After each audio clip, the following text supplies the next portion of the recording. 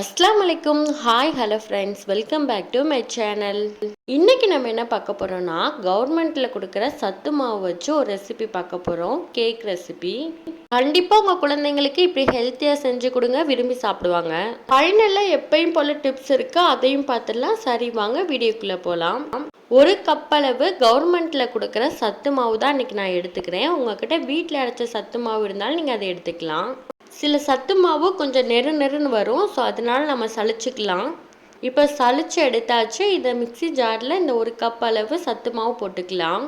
Government கொடுக்குற சத்து மாவுனா அதில் ஆல்ரெடி இனிப்பு இருக்கும், ஸோ நீங்கள் இனிப்பு பார்த்து சேர்த்துக்கோங்க. நான் ஃபுல் ஹெல்த்தியாக இருக்கணும், நாட்டு சர்க்கரை 1/4 கப் அளவு சேர்த்துக்கிறேன். மிக்சியில் ஒரு வாட்டி போட்டு எடுத்துக்கலாம். மிக்சியில் போட்டு எடுத்ததுக்கப்புறம் நெரு இல்லாமல் இன்னும் நல்லா சாஃப்டாக வந்துருச்சு. ஒரு கப்பு சத்து மாவுக்கு நான் இன்னைக்கு ஒரு முட்டை எடுத்துக்கிறேன். நீங்கள் கூட கப் எடுத்தீங்கன்னா அதுக்கேற்றாப்புல முட்டை சேர்த்துக்கோங்க. 1/4 கப் அளவு ஃப்ளேவர் இல்லாத ஆயில் சேர்த்துக்கலாம், ரீஃபண்ட் ஆயில். உங்ககிட்ட பட்டர் இருந்தாலும் உருக்கி சேர்த்துக்கலாம். அடுத்து வெண்ணிலா எசன்ஸ் ஒரு ஸ்பூன் சேர்த்துக்கலாம்.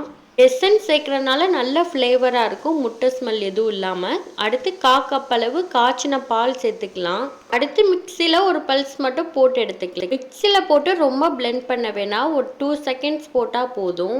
ஸ்பூனில் எடுத்து விடுறப்ப இந்த கன்சிஸ்டன்சியில் இருந்தால் போதும். அடுத்து 1/4 ஸ்பூன் பேக்கிங் சோடா சேர்த்துக்கலாம். அடுத்து ஒரு ஸ்பூன் பேக்கிங் பவுடர் சேர்த்துக்கலாம். இது ரெண்டுமே உங்ககிட்ட இல்லைன்னா ஈனோ இருந்துச்சுன்னா சேர்த்துக்கோங்க. இது எல்லாமே நல்லா மிக்ஸ் ஆகிற மாதிரி இனி கலந்து விட்டுறலாம். ஒரு 5 மினிட்ஸ் கூலாக விட்டுறலாம். அதுக்குள்ளே நம்ம கேக் டின் இல்லைன்னா வேறு மோல்டு இல்லைன்னா டிஃபன் பாக்ஸ் உங்ககிட்ட எந்த ஷேப்பில் நீங்கள் இது கேக் பண்ண போகிறீங்களோ அதுக்கேற்றாப்புல ஒரு பாத்திரம் எடுத்துக்கோங்க. அதில் நம்ம எண்ணெய் எல்லா பக்கமும் நல்லா ஸ்ப்ரெட் ஆகிற மாதிரி தடவி விட்டுறலாம். இப்படி பண்ணுறனால கேக் அன்மோல்டு பண்ணுறப்ப ஈஸியாக வந்துடும். அடுத்து பட்டர் ஷீட் போட்டுக்கிறேன். பட்டர் ஷீட் போட்டு அது மேலே லைட்டாக நம்ம ஆயில் தடவி விட்டுறலாம். உங்கள்கிட்ட பட்டர் ஷீட் இல்லை அப்படின்னா கோதுமை மாவு இல்லை மைதா மாவு அதில் லைட்டாக தூவி விட்டுறலாம். அடுத்து நம்ம ரெடி பண்ணி வச்சுருக்க கேக் பேட்டரை இதில் ஊற்றிக்கலாம். ஊற்றி இந்த மாதிரி தட்டி விட்டுறலாம். ஏர் பபிள்ஸ் இல்லாமல் செட் ஆயிரும். இன்றைக்கி நம்ம எல்லார் வீட்டிலே இருக்கிற இந்த மாதிரி வடைச்சட்டி வச்சு தான் கேக் செய்ய போகிறோம்.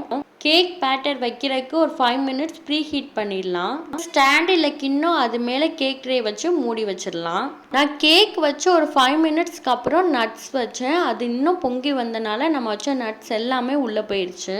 ஸோ நீங்கள் கேக்கில் நட்ஸ் வைக்க போகிறீங்க அப்படின்னா கண்டிப்பாக ஒரு 15 மினிட்ஸ்க்கு அப்புறம் வைங்க. டூத் பீக் இல்லை குச்சி வச்சு குத்தி பாருங்க, ஒட்டாமல் வந்துச்சுன்னா கேக் வெந்துருச்சுன்னு அர்த்தம். கேக் ரெடி ஆனோன்னா ஒரு 5 மினிட்ஸ் நல்லா கூலாக விட்டுட்டு இந்த மாதிரி தட்டில் கவுத்தி தட்டினோன்னா அழகாக எடுத்துகிட்டு வந்துடும். அடுத்து நம்ம மேலே போட்டிருக்க பட்டர் ஷீட்டையும் எடுத்துடலாம்.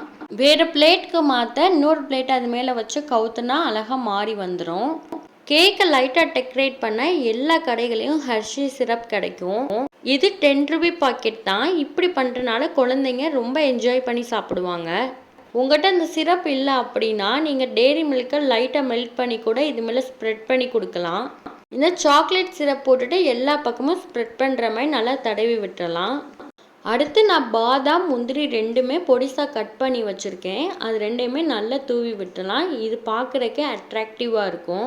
கவர்மெண்ட்டில் கொடுக்குற சத்து மாவை கண்டிப்பாக வேஸ்ட் பண்ணாதீங்க. குழந்தைங்களுக்கு ஏதாவது ஒரு வகையில் இந்த மாதிரி ஸ்நாக்ஸ் செஞ்சு கொடுங்க, ரொம்ப ஹெல்த்தியாகவும் இருக்கும்.